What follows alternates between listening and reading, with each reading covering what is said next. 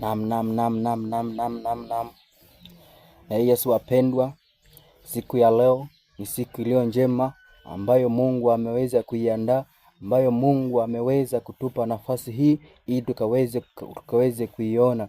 Siku ya leo tunaenda kujifunza katika neno la Mungu ambalo Mungu aliweza kutuletea sisi, liwe mkate wa kila siku ambalo Mungu aliandaa kwa ajili ya miili yetu, ambayo Mungu aliliweka kwa ajili ya chakula cha kiroho. Na siku ya leo wapendwa, tunaenda kujifunza andiko neno moja ambalo natoka katika kitabu cha Mhubiri 3 kuanzia penyewe, ambapo Biblia inasema ya kwamba kwa kila jambo kuna majira yake na wakati kwa kila kusudi chini ya mbingu.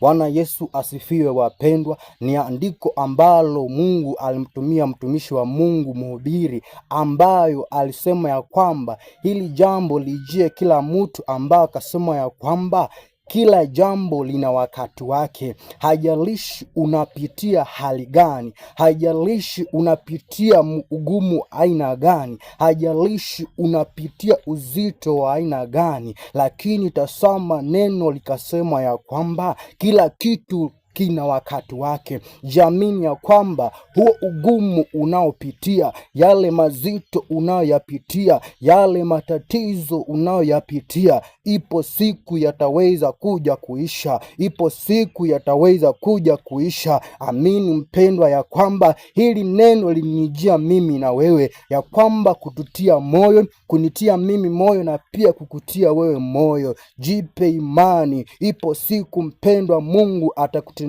yaliyo mema. Wewe ni dhahabu mbele za Bwana. Mungu amekuandaa, ambapo ipo siku utakuja kuvuna matunda yako, utakuja kushuhudia ukuu wa Bwana. Licha siku ya leo unapitia magumu, licha siku ya leo unapitia mambo mazito, licha siku ya leo unajiona haufai, amini ya kwamba Mungu ana sababu, amini ya kwamba Mungu ana kusudi, amini ya kwamba Mungu ana malengo mazuri na wewe. Wewe ni dhahabu ambayo Mungu ameiandaa. Yale magumu unayapitia, hayo ni mapito tu mpendwa. Yale mazito unayapitia, hayo ni mapito tu mpendwa. Neno limenitia nguvu na pia linakutia nguvu ya kwamba haya ni mapito tu, maana haya ni mapito tu, maana kila jambo lina wakati wake. Licha unapitia magumu, huu ni wakati wa magumu. Licha unapitia shida, huu ni wakati wa shida. Licha unapitia magonjwa,